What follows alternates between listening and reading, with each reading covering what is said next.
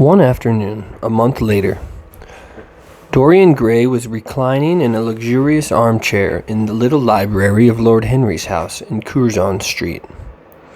It was, in its way, a very charming room with its high-paneled wainscoting of olive-stained oak, its cream-colored frieze and ceiling of raised plasterwork, and its brick-dust felt carpet strewn with long-fringed silk Persian rugs.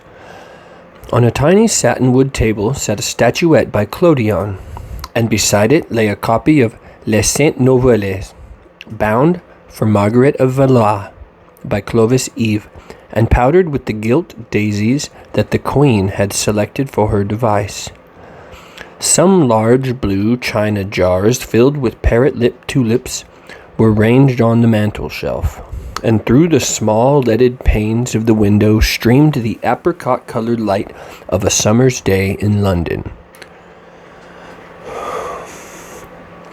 Lord Henry had not come in yet. He was always late on principle, his principle being that punctuality is the thief of time. So the lad was looking rather sulky, as with listless fingers he turned over the pages of an elaborately illustrated edition of Manon Lescaut that he had found in one of the bookcases. The formal monotonous ticking of the Louis XIV clock annoyed him. Once or twice he thought of going away. At last he heard a light step outside, and the door opened. "How late you are, Harry," he murmured.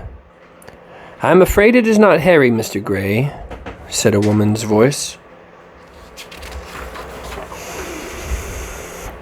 He glanced round quickly and rose to his feet. "I beg your pardon, You thought it was my husband. It is only his wife. You must let me introduce myself. I know you quite well by your photographs. I think my husband has got 27 of them." "Not 27, Lady Henry." "Well, 26 then. And I saw you with him the other night at the opera." She laughed nervously as she spoke, and watched him with her vague forget-me-not eyes. She was a curious woman, whose dresses always looked as if they had been designed in a rage and put on in a tempest. She was always in love with somebody, and, as her passion was never returned, she had kept all her illusions. She tried to look picturesque, but only succeeded in being untidy. Her name was Victoria, and she had a perfect mania for going to church. "That was at Lohengrin, Lady Henry, I think." "Yes, it was at dear Lohengrin. I like Wagner's music better than any music. It is so loud that one can talk the whole time without people hearing what one says. That is a great advantage, don't you think so, Mr. Gray?" The same nervous staccato laugh broke from her thin lips, and her fingers began to play with a long paper knife. Dorian smiled and shook his head. "I am afraid I don't think so, Lady Henry. I never talk during music. At least during good music. If one hears bad music, it is one's duty to drown it out by conversation." "Ah, that is one of Harry's views, isn't it, Mr. Gray? But you must not think I don't like good music. I adore it, but I am afraid of it. It makes me too romantic. I have simply worshipped pianists. 2 at a time, sometimes. I don't know what it is about them. Perhaps it is that they are foreigners. They all are, aren't they? Even those that are born in England become foreigners after a time, don't they? It is so clever of them, and such a compliment to art. It makes it quite cosmopolitan, doesn't it? You have never been to my parties, have you, Mr. Gray? You must come. I can't afford orchids, but I spare no expense in foreigners. They make one's rooms look picturesque. But here is Harry. Harry, I came in to look for you to ask you something, but I forgot what it was, and I found Mr. Gray here. We have had such a pleasant chat about music. We have quite the same views." "No, I think our views are quite different. but he has been most pleasant. I'm so glad I've seen him." "I am charmed, my love, quite charmed," said Lord Henry, elevating his dark crescent-shaped eyebrows and looking at them both with an amused smile. "So sorry I am late, Dorian. I went to look after a piece of old brocade in Wardour Street, and I had to bargain for hours for it. Nowadays, people know the price of everything and the value of nothing." "I'm afraid I must be going," exclaimed Lady Henry, after an awkward silence, with her silly, sudden laugh. "I have promised to drive with the Duchess. Goodbye, Mr. Gray. Goodbye, Harry." "You are dining out, I suppose?" "So am I. Perhaps I shall see you at Lady Thornberry's." "I dare say, my dear," said Lord Henry, shutting the door behind her as she flitted out of the room, looking like a bird of paradise that had been out in the rain, and leaving a faint odor of patchouli behind her. Then he shook hands with Dorian Gray, lit a cigarette, and flung himself down on the sofa. "Never marry a woman with straw-colored hair, Dorian," he said after a few puffs. "Why, Harry?" "Because they are so sentimental." "But I like sentimental people." "Never marry at all, Dorian. Men marry because they are tired. Women, because they are curious. Both are disappointed." "I don't think I am likely to marry, Harry. I am too much in love. That is one of your aphorisms. I am putting it into practice, as I do everything you say." "Who are you in love with?" said Lord Henry, looking at him with a curious smile. "With an actress," said Dorian Gray, blushing. Lord Henry shrugged his shoulders. "That is a rather commonplace debut," he murmured. "You would not say so if you saw her, Harry." "Who is she?" "Her name is Sybil Vane." "Never heard of her." "No one has. People will someday, however. She is a genius." "My dear boy, no woman is a genius. Women are a decorative sex. They never have anything to say, but they say it charmingly. They represent the triumph of matter over mind, just as we men represent the triumph of mind over morals. There are only two kinds of women, the plain and the colored. The plain women are very useful if you want to gain a reputation for respectability. You have merely to take them down to supper. The other women are very charming. They commit one mistake, however. They paint in order to try and look young. Our grandmothers painted in order to try and talk brilliantly. Rouge and esprit used to go together. That has all gone out now. As long as a woman can look 10 years younger than her own daughter, she is perfectly satisfied. As for conversation, there are only 5 women in London worth talking to, and 2 of these can't be admitted into decent society. However, tell me about your genius. How long have you known her?" "About 3 weeks. Not so much. About 2 weeks and 2 days." "How did you come across her?" "I will tell you, Harry, but you mustn't be unsympathetic about it. After all, it would never have happened if I had not met you. You filled me with a wild desire to know everything about life. For days after I met you, something seemed to throb in my veins.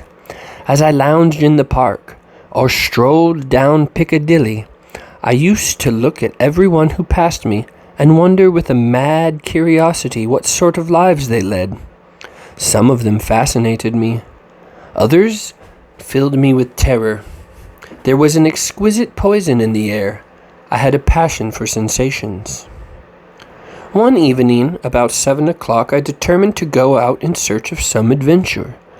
I felt that this grey, monstrous London of ours, with its myriads of people, its splendid sinners and its sordid sins, as you once said, must have something in store for me. I fancied 1,000 things. The mere danger gave me a sense of delight. I remembered what you had said to me on that wonderful night when we first dined together, about the search for beauty being the poisonous secret of life. I don't know what I expected, but I went out and wandered eastward, soon losing my way in a labyrinth of grimy streets and black, grassless squares. About 8:30, I passed a little third-rate theater, with great flaring gas jets and gaudy playbills. A hideous Jew, in the most amazing waistcoat I ever beheld in life, was standing at the entrance, smoking a vile cigar. He had greasy ringlets, and an enormous diamond blazed in the center of a soiled shirt. "Have a box, me lord," he said when he saw me, and took off his hat with an act of gorgeous servility. There was something about him, Harry, that amused me. He was such a monster. You will laugh at me, I know, but I really went in and paid a whole guinea for the stage box. To the present day, I can't make out why I did so. And yet, if I hadn't, my dear Harry, if I hadn't, I would have missed the greatest romance of my life. I see you laughing. It is horrid of you. I am not laughing, Dorian. At least, I am not laughing at you. But you should not say the greatest romance of your life. You should say the first romance of your life. You will always be loved, and you will always be in love with love. There are exquisite things in store for you. This is merely the beginning. Do you think my nature so shallow? Cried Dorian Gray angrily. No, I think your nature so deep. How do you mean? My dear boy, people who only love once in their lives are really shallow people. What they call their loyalty and their fidelity, I call either the lethargy of custom or the lack of imagination. Faithlessness is to the emotional life what consistency is to the intellectual life. Simply a confession of failure. But I don't want to interrupt you. Go on with your story. Well, I found myself seated in a horrid little private box, with a vulgar drop scene staring me in the face. I looked out behind the curtain and surveyed the house. It was a tawdry affair. All cupids and cornucopias, like a third-rate wedding cake. The gallery and pit were fairly full, but the 2 rows of dingy stalls were quite empty, and there was hardly a person in what I suppose they call the dress circle. Women went about with oranges and ginger beer, and there was a terrible consumption of nuts going on. It must have been just like the palmy days of the British drama. Just like, I should fancy, and very horrid. I began to wonder what on earth I should do when I caught sight of the playbill. What do you think the play was, Harry? I should think, The Idiot Boy, or Dumb but Innocent. Our fathers used to like that sort of piece, I believe. The longer I live, Dorian, the more keenly I feel that whatever was good enough for our fathers is good enough for us. In art, as in politics, les grands pierres ont toujours tort. This play was good enough for us, Harry. It was Romeo and Juliet. I must admit I was rather annoyed at the idea of seeing Shakespeare done in such a wretched hole of a place. Still, I felt interested in a sort of way. At any rate, I determined to wait for the first act. There was a dreadful orchestra, presided over by a young Jew who sat at a cracked piano that nearly drove me away. But at the last dress scene was drawn up, and the play began. Romeo was a stout elderly gentleman with corked eyebrows, a husky tragedy voice, and a figure like a beer barrel. Mercutio was almost as bad. He was played by a low comedian who had introduced gags of his own and was on most familiar terms with the pit. They were as grotesque as the scenery, and that looked as if it had come out of a pantomime of 50 years ago. But Juliet! Harry, imagine a girl, hardly 17 years of age, with a little flower-like face, a small Greek head with plaited coils of dark brown hair, eyes that were violets, wells of passion, lips that were like the petals of a rose. She was the loveliest thing I had ever seen in my life. You said to me once that pathos left you unmoved, but that beauty, mere beauty, could fill your eyes with tears. I tell you, Harry, I could hardly see this girl for the mist of tears that came across me, and her voice? I never heard such a voice. It was very low at first, with deep, mellow tones that seemed to fall singly upon one's ear. Then it became a little louder, and sounded like a flute or a distant hautbois. In the garden scene, it had all the tremulous ecstasy that one hears just before dawn, when nightingales are singing. There were moments, later on, when it had the wild passion of violins. You know how a voice can stir me. Your voice and the voice of Sybil Vane are two things I shall never forget. When I close my eyes, I hear them, and each of them says something different. I don't know which to follow. Why should I not love her? Harry, I do love her. She is everything to me in life. Night after night I go to see her play. One evening she is Rosalind, and the next evening she is Imogen. I have seen her die in the gloom of an Italian tomb, sucking the poison from her lover's lips. I have watched her wandering through the forests of Ardennes, disguised as a pretty boy in hose and doublet and dainty cap. She has been mad, and has come into the presence of a guilty king, and given him rue to wear, and bitter herbs to taste of.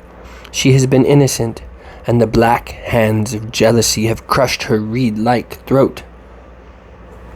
I have seen her in every age and in every costume. Ordinary women never appeal to one's imagination. They are limited to their century. No glamour ever transfigures them. One knows their minds as easily as one knows their bonnets. One can always find them. There is no mystery in one of them. They ride in the park in the morning and chatter at tea parties in the afternoon. They have their stereotyped smile and their fashionable manner. They are quite obvious. But an actress, how different an actress is. Why didn't you tell me, Harry, that the only thing worth loving is an actress? Because I have loved so many of them, Dorian. Ah, yes, horrid people with dyed hair and painted faces. Don't run down dyed hair and painted faces. There is an extraordinary charm in them, sometimes. I wish now I had not told you about Sybil Vane. You could not have helped telling me, Dorian. All through your life you will tell me everything you do. Yes, Harry, I believe that is true. I cannot help telling you things. You have a curious influence over me. If I ever did a crime, I would come and confide it to you. You would understand me. People like you, the willful sunbeams of life, don't commit crimes, Dorian. But I am much obliged for the compliment. All the same. And now tell me. Reach me the matches like a good boy. Thanks. Tell me, is Sybil Vane your mistress? Dorian Gray leapt to his feet with flushed cheeks and burning eyes. How dare you suggest such a thing, Harry? It is horrible. Sybil Vane is sacred. It is only the sacred things that are worth touching, Dorian, said Lord Henry with a strange touch of pathos in his voice. But why should you be annoyed? I suppose she will be your mistress some day. When one is in love, one always begins by deceiving oneself, and one always ends by deceiving others. That is what the world calls romance. You know her, at any rate, I suppose?" "Of course I know her. On the first night I was at the theater, the horrid old Jew came round to the box after the performance was over and offered to bring me behind the scenes and introduce me to her. I was furious with him and told him that Juliet had been dead for hundreds of years and that her body was lying in a marble tomb in Verona. I think, from his blank look of amazement, that he had thought I had taken too much champagne or something. I am not surprised." I was not surprised either. Then he asked me if I wrote for any of the newspapers. I told him I had never even read them. He seemed terribly disappointed at that and confided to me that all the dramatic critics were in conspiracy against him and that they were all to be bought. I believe he was right there, but, on the other hand, most of them are not at all expensive. Well, he seemed to think that they were beyond his means. By this time, the lights were being put out in the theater, and I had to go. He wanted me to try some cigars, which he strongly recommended. I declined. The next night, of course, I arrived at the theater again. When he saw me, he made a low bow and assured me that I was a patron of art. He was a most offensive brute, though he had an extraordinary passion for Shakespeare. He told me once with an air of pride that his 3 bankruptcies were entirely due to the poet, whom he insisted on calling the Bard. He seemed to think it a distinction. It was a distinction, my dear Dorian, a great distinction, but when did you first speak to Miss Sybil Vane? The 3rd night. She had been playing Rosalind. I could not help going round. I had thrown her some flowers, and she had looked at me. At least I fancied that she had. The old Jew was persistent.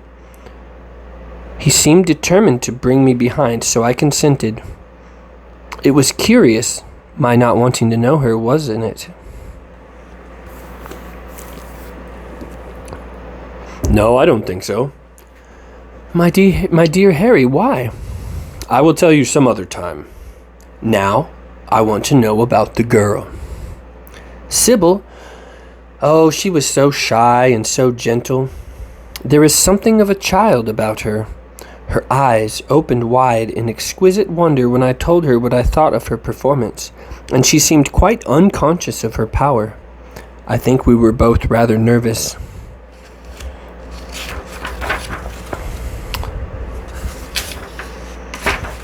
The old Jew stood grinning in the doorway of the dusty green room, making elaborate speeches about us both, while we stood looking at each other like children. He would insist on calling me my lord, so I had to assure Sybil that I was nothing of the kind. She said quite simply to me, "You look more like a prince."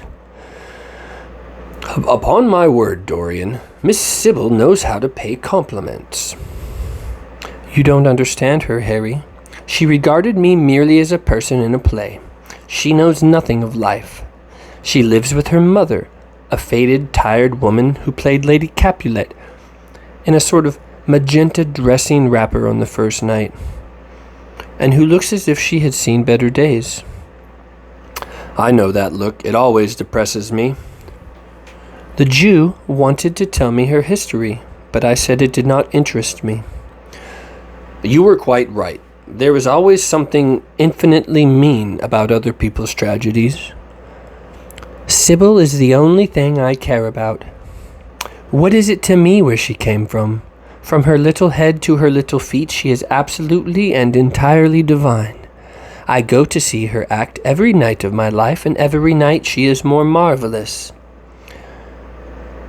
That is the reason, I suppose, that you will never dine with me now. I thought you must have had some curious romance on hand, and had been to the I thought that you must have had some curious romance on hand. You have, but it's not quite what I had expected.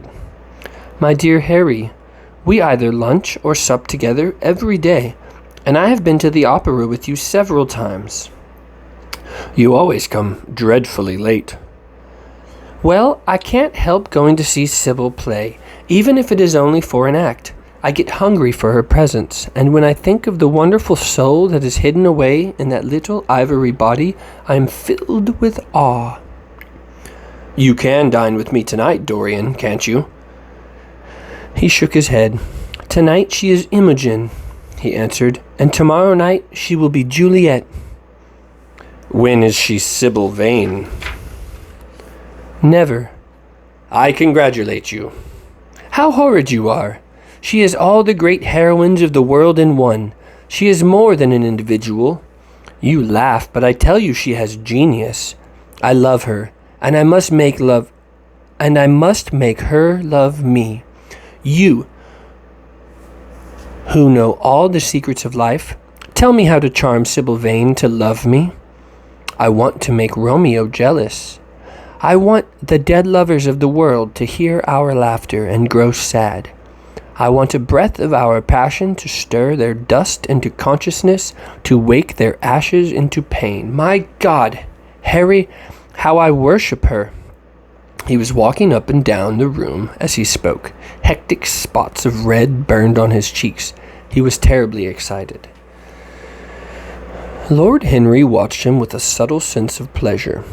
How different he was now from the shy, frightened boy he had met in Basil Hallward's studio. His nature had developed like a flower, had borne blossoms of scarlet flame. Out of its secret hiding place had crept his soul, and desire had come to meet it on the way. "And what do you propose to do?" said Lord Henry at last.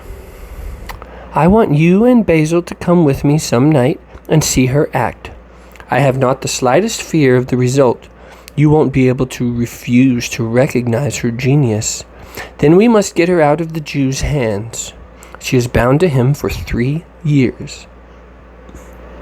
At least for 2 years and 8 months from the present time. I will have to pay him something, of course. When all that is settled, I will take a West End theatre and bring her out properly. She will make the world as mad as she has made me." "Impossible, my dear boy." "Yes, she will. She has not merely consummate art instinct in her, but she has personality also. And you have often told me that it is personalities, not principles, that move the age." "Let me see. Today is Tuesday. Let us fix tomorrow. She plays Juliet tomorrow." "All right, the Bristol at 8 o'clock, and I will get Basil."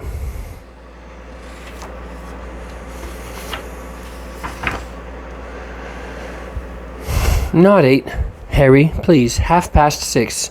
We must be there before the curtain rises. You must see her in the first act, where she meets Romeo." 6:30? What an hour! It will be like having a meat tea.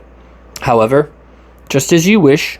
Shall you see Basil between this and then, or shall I write to him?" "Dear Basil, I have not laid eyes on him for a week. It is rather horrid of me, as he has sent me my portrait in the most wonderful frame, designed by himself.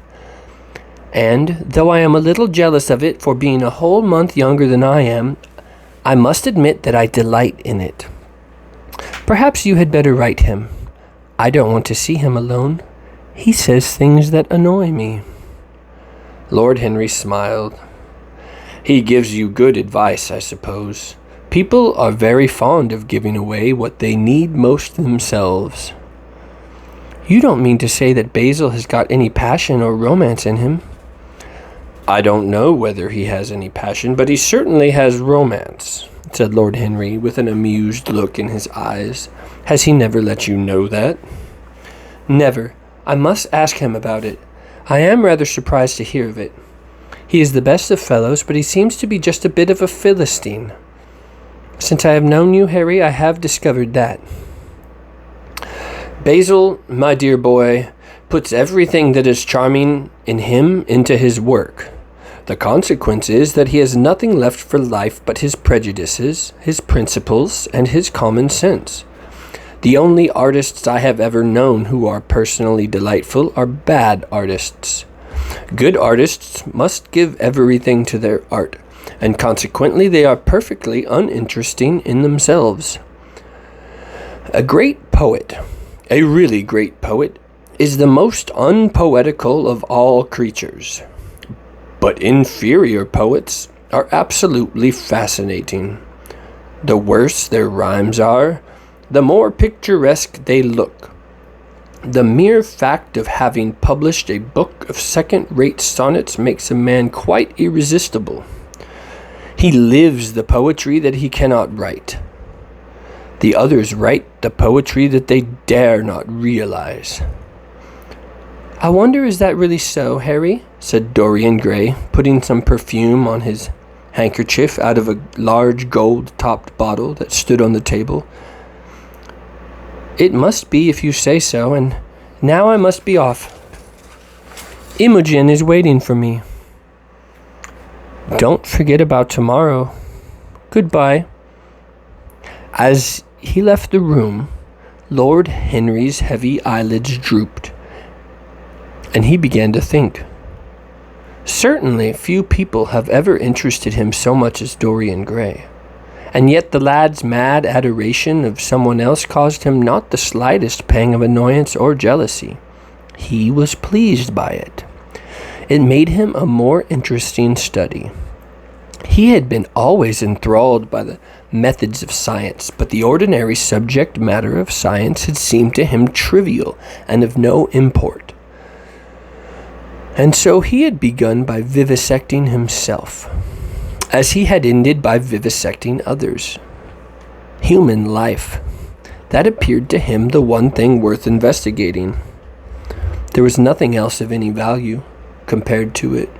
It was true that as one watched life in its curious crucible of pain and pleasure, one could not wear over one's face a mask of glass, or keep the sulphurous fumes from troubling the brain and making the imagination turbid with monstrous fancies and misshapen dreams. There were poisons so subtle that to know their properties one had to sicken of them. There were maladies so strange that one had to pass through them if one sought to understand their nature. And yet, what a great reward one received! How wonderful the whole world became to one! To note the curious, hard logic of passion and the emotional colored life of the intellect, to observe where they met and where they separated, at what point they became one and at what point they were at discord. There was delight in that. What matter what the cost was? One could never pay too high a price for any sensation. He was conscious, and the thought brought a gleam of pleasure into his brown agate eyes, that it was through certain words of his, musical words said with musical utterance, that Dorian Gray's soul had turned to this white girl and bowed in worship before her. To a large extent, the lad was his own creation. He had made him premature. That was something. Ordinary people waited till life disclosed to them its secrets, but to the few, to the elect, the mysteries of life were revealed before the veil was drawn away. Sometimes this was the effect of art, and chiefly of the art of literature, which dealt immediately with the passions and the intellect. But now and then a complex personality took the place and assumed the office of art. Was indeed, in its way, a real work of art. Life having its elaborate masterpieces, just as poetry has, or sculpture, or painting. Yes, the lad was premature. He was gathering his harvest while it was yet spring. The pulse and passion of youth were in him, but he was becoming self-conscious. It was delightful to watch him.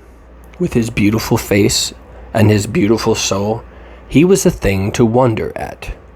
It was no matter how it all ended, or was destined to end. He was like one of those gracious figures in a pageant or a play, whose joys seem to be remote from one, but whose sorrows stir one's sense of beauty, and whose wounds are like red roses. Soul and body, body and soul, how mysterious they are! There was animalism in the soul, and the body had its moments of spirituality. The senses could refine, and the intellect could degrade. Who could say where the fleshy impulse ceased or the psychical impulse began? How shallow were the arbitrary definitions of ordinary psychologists, and yet how difficult to decide between the claims of the various schools.